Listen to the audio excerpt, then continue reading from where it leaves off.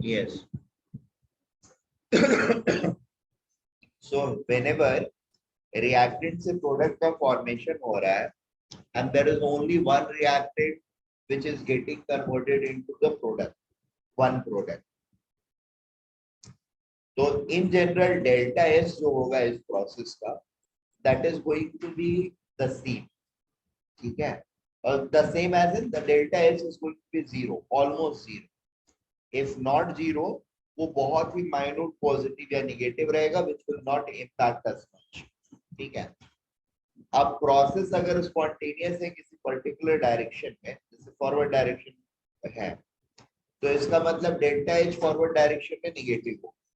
अगर backward direction में spontaneous है मतलब बैकवर्ड डायरेक्शन में डेल्टा एच नेगेटिव हो, ठीक है. तो अब डेल्टा एच का हम आइडिया कैसे लिया लगाते हैं, तो based on potential of the two molecules, जो कि हम बॉन्ड एनर्जी से प्रिडिक्ट कर सकते हैं, ठीक है. बॉन्ड एनर्जी के बेसिस पर हम प्रिडिक्ट कर सकते हैं जिधर का बॉन्ड एनर्जी ज्यादा है. अरे ब्रेकिंग फॉर्मेशन कुछ भी फॉर्मेशन कम ज्यादा होगा तो दोनों ही ज्यादा होगा ना, वैल्यू तो सेम ही रहेगी ना उसकी. 5 बॉन्ड है, उनको तोड़ने में 5000 जूल जाता है, तो बनेगा तो 5000 ही मिलेगा ना. क्या बोला था? अरे वो इधर के और उधर के लेफ्ट और राइट के कंपैरिजन में बोला था ना.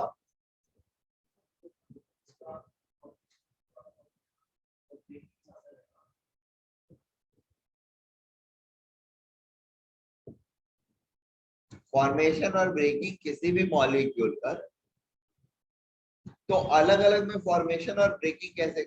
अच्छा फॉर्मे एक के मतलब अच्छा दोनों के लिए सिमिलटेनियस फॉर्मेशन ज्यादा रहा और ब्रेकिंग कम रहेगा.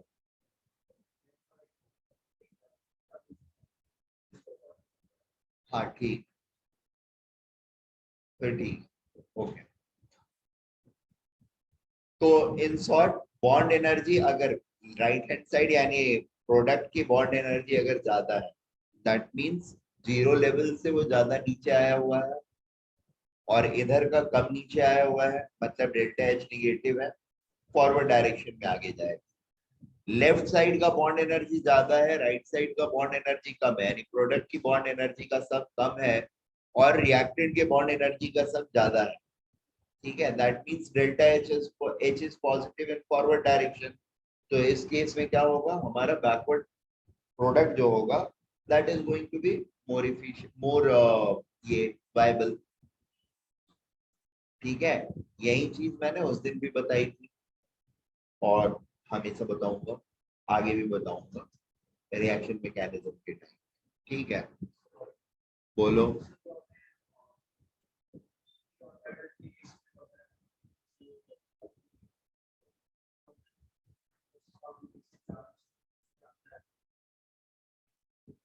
क्या क्या फिर से बोलो.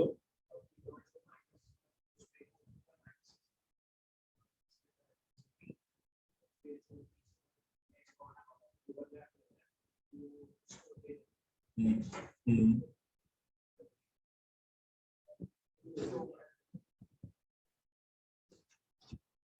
देखो दो अलग अलग मीडियम्स है हमारे पास, H3O plus acidic medium and basic medium, ठीक है. एसिडिक मीडियम में हमारे पास क्या एक्सेस रहेगा, H3O प्लस या H प्लस एक्सेस रहेगा.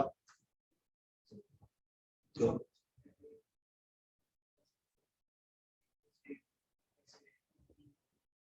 हाँ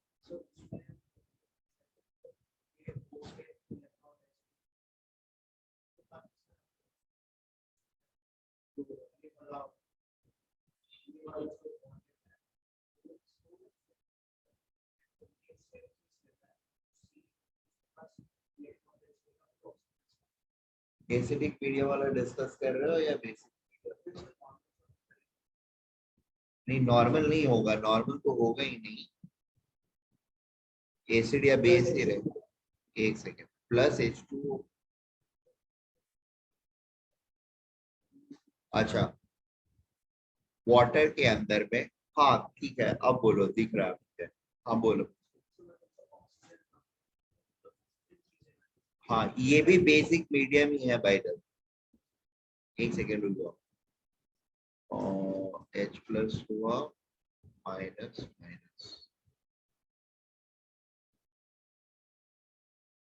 न्यूट्रल मीडियम है हाँ, बट बेसिक की तरह ही काम कर रहे हैं। H2 is a base over here.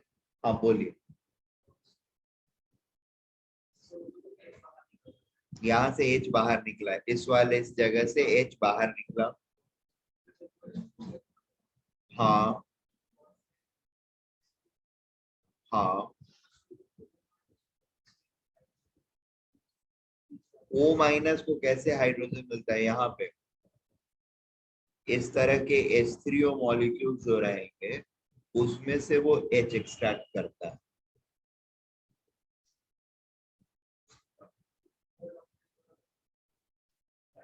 यहाँ पे ये वाला, अच्छा देखो, यहाँ पर ये जो चीज है ना, यहाँ से लेकर के यहाँ तक, this is one single structure.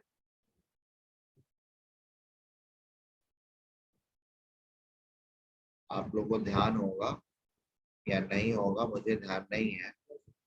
Resonance, resonance वाली स्पीसीज कैसे करी जाती है? रेजोनेंस स्ट्रक्चर जो होते हैं, रेजोनेटिंग स्ट्रक्चर, वो इस तरह के एरो से डिनोट किया जाता है, राइट।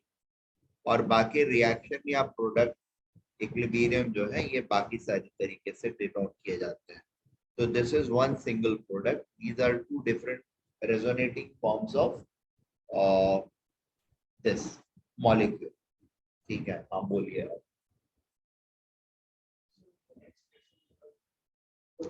एच कैसे निकल रहा है? कौन वाले डायग्राम से? ये वाले डायग्राम से। अभी ये तो रेजोनेंस के लिए मैंने बताया था बुद्धू। ऑब्वियसली ये बॉन्ड यहाँ का जो डबल बॉन्ड है वो यहाँ पे कैसे शिफ्ट कर रहा है, या ये कैसे लोन पेयर जो है वो रेजोनेंस में आकर के इसके बॉन्ड बॉन्ड पेयर को शिफ्ट करा रहा है, ये इस डायग्राम में एक्सप्लेन किया था। हाइड्रोजन कैसे निकल रहा है ये थोड़ी एक्सप्लेन किया था, ठीक है ना। हाइड्रोजन तो H2O और इसके इक्विलिब्रियम रिएक्शन में, basically acid base equilibrium reaction जो है उसके थ्रू बाहर निकलना है ना, यहाँ पर क्लियरली दिया हुआ है, ठीक है। और यहाँ पर यहाँ से ये कैसे बन रहा है, यहाँ से ये वाला, ये शिफ्टिंग को मैंने बताया था। और ये तुम लोग के लिए नहीं बताया था, तुम लोग को तो पता ही है। उमंग को क्लियरली पता नहीं है इसलिए उसके लिए बताया था। नहीं उसके लिए नहीं था, ये इसके लिए था। हाँ एग्जैक्ट। अच्छा देखो, तुम लोगों को सोलेमन्स बताया था, तुम लोगों ने लिया और ये भी भेजा था मैंने सॉफ्ट कॉपी। भेजा है कि नहीं भेजा है? भेजा है ना? पढ़ना चालू किया तुम लोगों ने? नहीं ना? सोते रहो।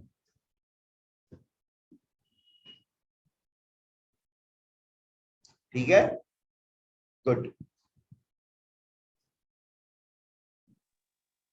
सर आपने क्या भेजे? सोलेमन्स की एक किताब भेजी है, ओ, पीडीएफ, पढ़ने के लिए, ऑर्गेनिक केमिस्ट्री। Okay sir. ठीक है, उसको आप भी चाहिए तो पढ़ सकते हैं। ठीक है सर। ठीक है, और मे बी लाइक B2 वाले ग्रुप पे है, और अगर आपको नहीं मिले तो कोई बात नहीं, मैं फिर से भेज ओके सर, थैंक यू। दूँ। यस बच्चा, अगर नहीं होगा तो फिर से मैं भेज दूंगा। हाँ, ठीक सर है। मैं चेक कर लेता हूँ, रहेगा B2 पे। हाँ, वो MS चौहान वाली किताब मत खरीदना। अबे अच्छा ये नहीं नहीं सर, ये आप तो बोले साइंस बुक एकेडमी है, के बुकलेट्स है रीडिंग उसमें से वाली। कर। क्या क्या, सॉरी? सर आप बोले वो साइंस एकेडमी के जो है ना बुकलेट्स उसमें से ही करता हूँ जैसे आपने बोला। नहीं नहीं, वो करने के लिए ठीक है, मतलब हाँ ठीक है, पढ़ने के लिए ये पीडीएफ को रेफर कर सकते हो, या फिर ठीक है चलेगा। Okay sir. ओके, तो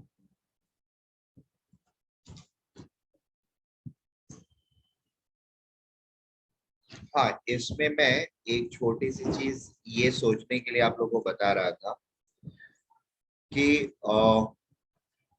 जैसे एसिड कैटेलाइज्ड वाले में H3O प्लस का एक्सेस, ठीक है, तो H3O प्लस एक्सेस है, मतलब एक कटायन मेरे पास एक्सेस है, तो कटायन एक्सेस है, मतलब it should be looking out for some space which is rich in electron, right? यहाँ पर H3O plus अगर excess है, तो ये H3O plus will be looking out for a place where electron density is good, और जहां पर वो good electron density मिलेगा उस तरफ ये attracted होएगा या उसके साथ bond formation की कोशिश करेगा. Now that site happens to be this oxygen, and the reaction is initiated with transfer of the lone pair of oxygen to H3O plus. ठीक है. On contrary, base catalyzed वाले में base is going to be a negatively charged or electron rich species. Lewis base भी हो सकता है जो कि electron rich species होएगा, या फिर actual base हो सकता है OH minus जो कि again electron rich species होता है. So the electron rich species is going to look out for a site in the molecule which is most electropositive, right? That is most electron deficient. बात समझ में आ रही है उमंग? अगर ये नेगेटिवली चार्ज चीज है या फिर इलेक्ट्रॉन डेंसिटी रीच एंटिटी है, तो it is always going to look out for a position in molecule which is electron deficient. ठीक है. मोस्ट इलेक्ट्रॉन डिफिशियंट कहां पे रहेगा? जहां पे CH3 पे, ये C के ऊपर नहीं रहेगा.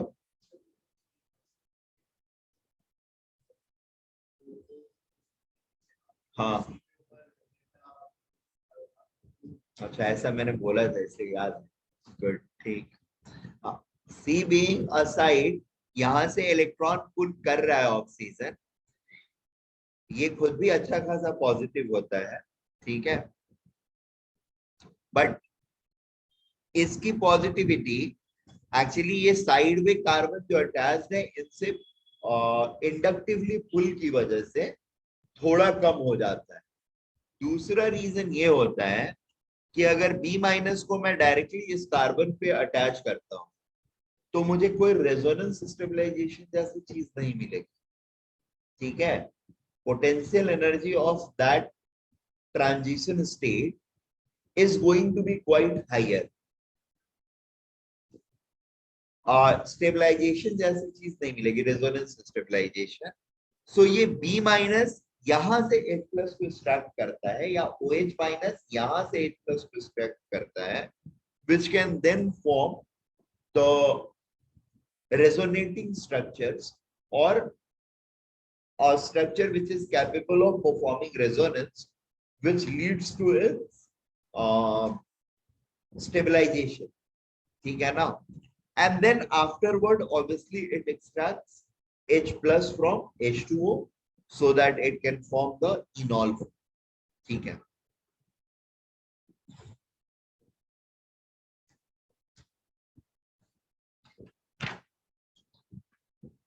अभी हम लोग कुछ क्वेश्चन करते हैं छोटे छोटे से, जिसमें we are first going to find out the enolizable hydrogen.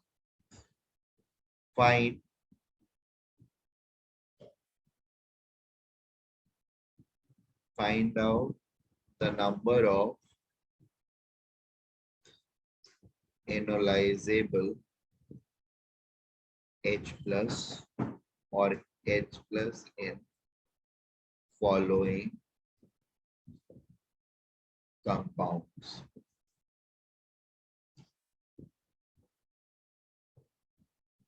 ठीक है, so A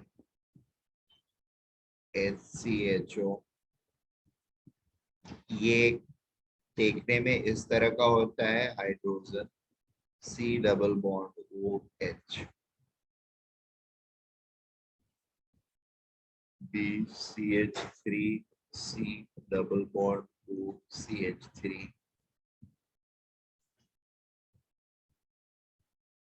CH3 C double bond O and H. Hello sir. हाँ सर इसका डेफिनेशन समझ में आ गया, पर इसको मतलब सम्स में कैसे अप्लाई करना है? हाँ मैं बता रहा हूँ, देखो जैसे यहाँ पर है तो इस वाले सेंटर के, ये वाला सेंटर कैसा है, विड्रॉइंग सेंटर, ओ की इलेक्ट्रोनिगेटिविटी ज्यादा है, डबल बॉन्ड है, कार्बन है, तो ओ अपनी तरफ इलेक्ट्रॉन डेंसिटी को खींच रहा है। डबल बॉन्ड होने की वजह से इस कार्बन के आजू बाजू वाले कार्बन से अगर हाइड्रोजन उड़ता है ना, जाता है H+, तो निगेटिव चार्ज यहाँ पर डेवलप होएगा, और ये निगेटिव चार्ज इस डबल बॉन्ड के साथ रेजोनेंस की वजह से स्टेबलाइज कर सकता है। ठीक है, इसलिए यहां से H+ जाते हैं, नंबर 1। ठीक है, ओके सर। अभी काउंट करना है हमको, तो हमको ये देखना है कि इस वाले सेंटर के आजू बाजू में जो कार्बन है उसके ऊपर कितने हाइड्रोजन एटम्स है, इस पर नहीं, इसके आजू बाजू वाले आजू कार्बन बाजू। में, सिर्फ आजू और बाजू। ठीक है, ओके सर। इसके आजू वाले में नहीं देखेंगे और इसके बाजू वाले में भी नहीं देखेंगे। ठीक है, आई एम गोइंग टू हाँ गिव अनदर थिंग, इसलिए ये चीज, ये क्वेश्चन करा रहा हूं। हाँ कर रहा हूं, 2 मिनट दो, पहले क्वेश्चंस नोट कर देने दो मुझे। हाँ मैं ओके। ये बोल रहा हूँ कि इस कार्बन के सिर्फ लेफ्ट और राइट वाले कार्बन पर, इमीडिएट लेफ्ट इमीडिएट राइट वाले कार्बन पर देखना है। जितने ओके सर। हाइड्रोजन रहेंगे उतने इनोलाइजेबल हाइड्रोजन रहेंगे, और इस तरह के और भी विड्रॉइंग ग्रुप्स जो रहेंगे उनके साथ अटैच्ड कार्बन, मतलब उसके साथ अटैच्ड नियरेस्ट कार्बन जो होंगे उन हाँ पर कितने हाइड्रोजन है, that is what you are going to count. अब मान लो यहाँ पर C डबल बॉन्ड ना O ना हो करके नाइट्रो ग्रुप NO2 रहता, NO2 की हाँ टेंडेंसी होती है that is highly withdrawing group. Highly withdrawing group, withdrawing मतलब इलेक्ट्रॉन डेंसिटी को विड्रॉ करता है, बहुत बड़ा हाँ। पुलर है। ठीक है, तो अगर ओके। NO2 किसी कार्बन पर अटैच है और उस कार्बन पर जितने हाइड्रोजन रहेंगे वो सारे के सारे इनोलाइजेबल। ठीक है, अब उसमें हम कार्बन के आजू बाजू वाले कार्बन को नहीं देखेंगे, उसमें डायरेक्ट कार्बन को देखेंगे। अच्छा। यहां पर ये दोनों मिल करके विड्रॉइंग ग्रुप होता है। हाँ, द CO सिस्टम समझ। Is withdrawing.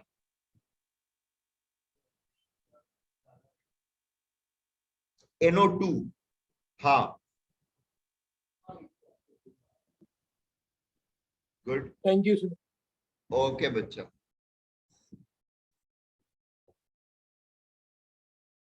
CH2 double bond CH, C double bond OH, F is,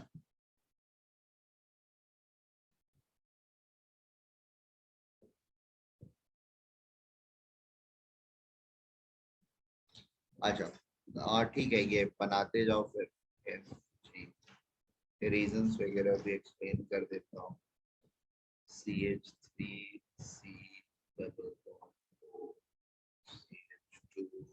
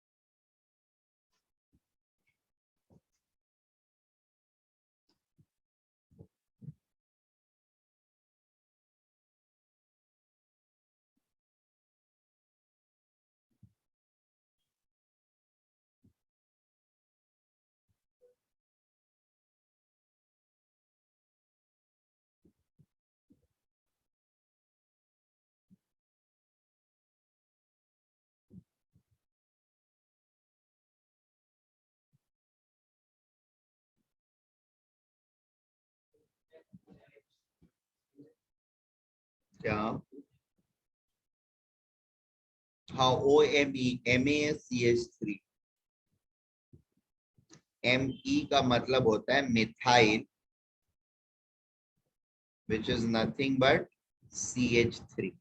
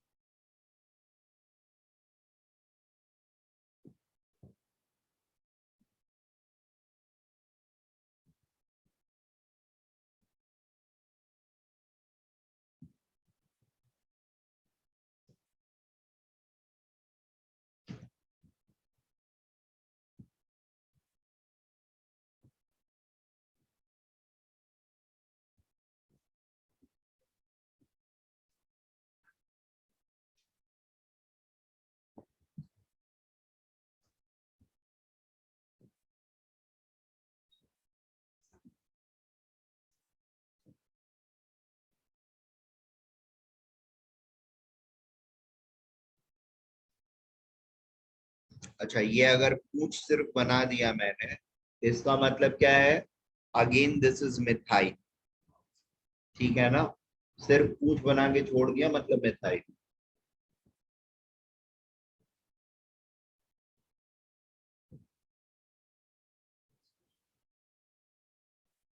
क्या हुआ? खैर हो, इतने का काम है।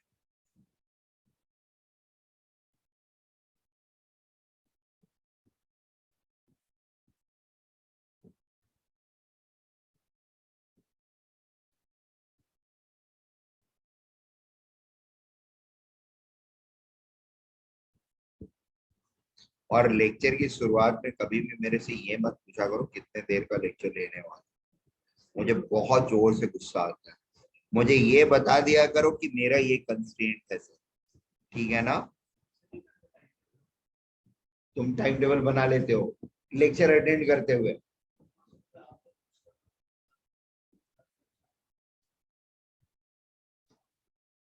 लेक्चर खत्म होने के बाद 2 मिनट में बना सकते हो वो चीज।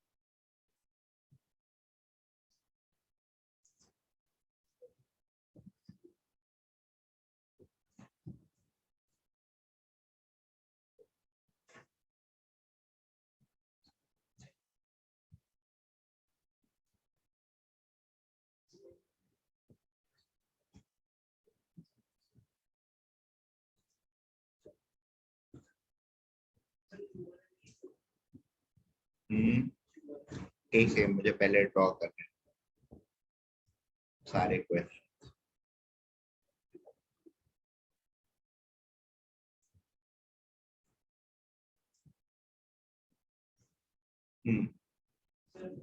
आप बताओ कौन सा जीरो?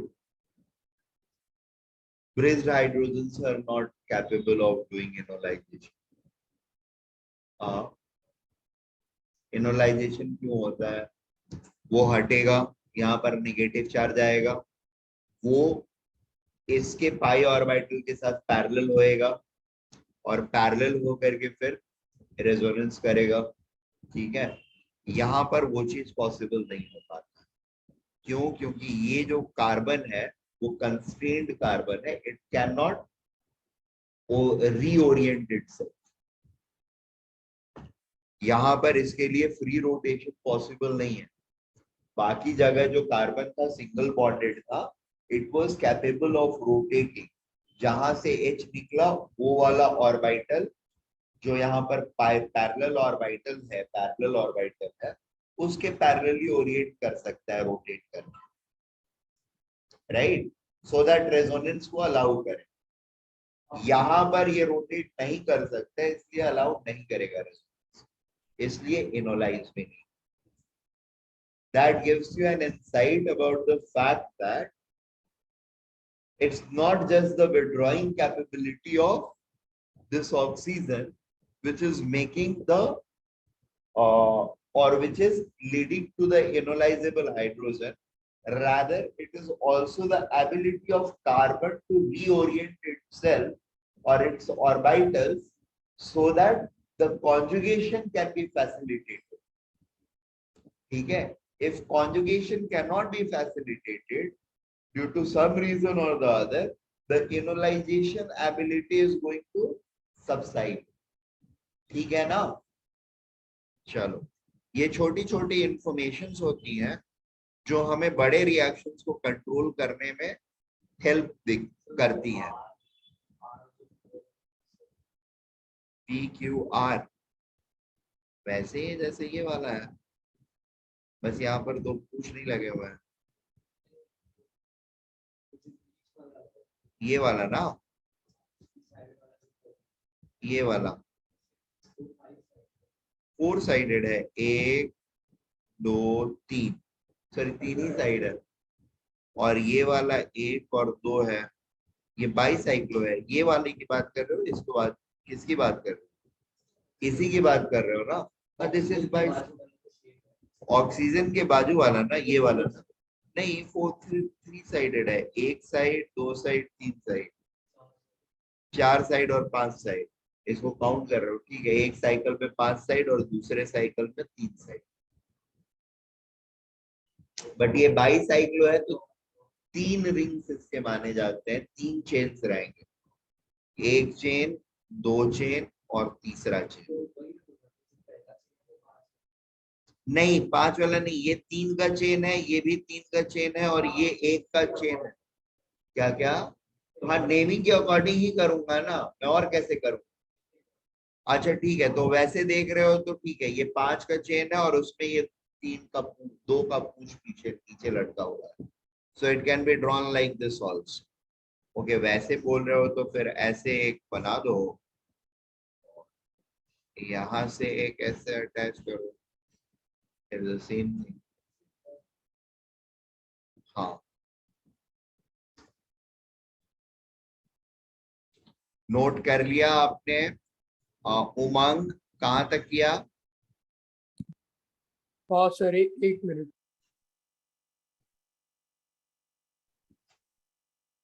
सर, प्लीज थोड़ा जूम आउट करके स्क्रॉल करो ना। क्या क्या जी? थोड़ा सा जूम आउट करो ना।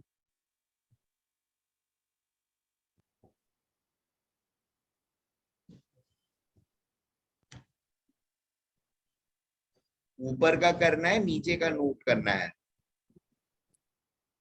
नीचे का sir. Okay,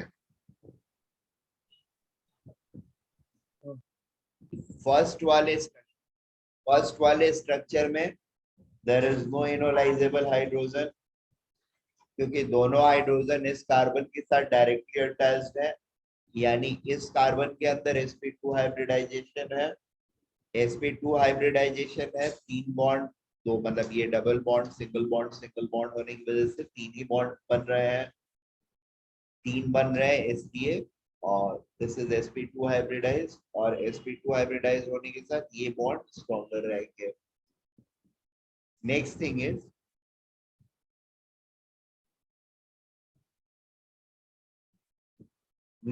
is this acetone. This is called formaldehyde, and this is called acetone. तो एसीटोन के अंदर इस कार्बन से अटैच 2 कार्बन है और दोनों पर 3 हाइड्रोजन है। ये तीनों ही हाइड्रोजन इनोलाइजेबल है and it is going to be have 6 enolisable hydrogen. यहाँ पर 0 इनोलाइजेबल हाइड्रोजन। यहाँ पर कितने रहेंगे इनोलाइजेबल हाइड्रोजन? 3 रहेंगे। यहाँ पर कितने रहेंगे? 5। सर हाँ बोलो। सर 3 क्यों सी में? सी में इस कार्बन पे 3 जो हाइड्रोजन है यही सिर्फ इनोलाइजेबल रहेंगे, ये हटेंगे तो यहाँ का निगेटिव चार्ज कॉन्जुगेशन में जा सकता है, ये हटेगा तो निगेटिव चार्ज कॉन्जुगेशन में एक तो नहीं जाता है और दूसरा ये बॉन्ड भी स्ट्रॉन्ग होता है। बेसिकली आइडिया ये होता है कि sp3 हाइब्रिडाइज्ड एटम के साथ कोई भी एटम का बॉन्ड बन रहा है, सिंगल बॉन्ड होने की वजह से वो लगभग मतलब वो लेस स्ट्रॉन्गर होता है। sp2 हाइब्रिडाइज वाला का ऑर्बिटल साइज खुद का बहुत छोटा मतलब रिलेटिवली छोटा हो गया होता है, तो वो ज्यादा स्ट्रॉन्गर बॉन्ड्स फॉर्म करता है। ठीक है, सो एक एटम sp2 हाइब्रिडाइज है, दूसरा नॉर्मल एटम है, दोनों की बॉन्डिंग होगी तो this bond is going to be stronger than पहला वाला एटम sp3 हाइब्रिडाइज हो और दूसरा वाला नॉर्मल स्टेट में रहेगा। I am talking about carbon itself. sp2 hybridized carbon and hydrogen का bonding is going to be stronger than sp3 hybridized carbon and hydrogen की bonding। हाइड्रोजन, हाँ सर, Yes? Yes okay.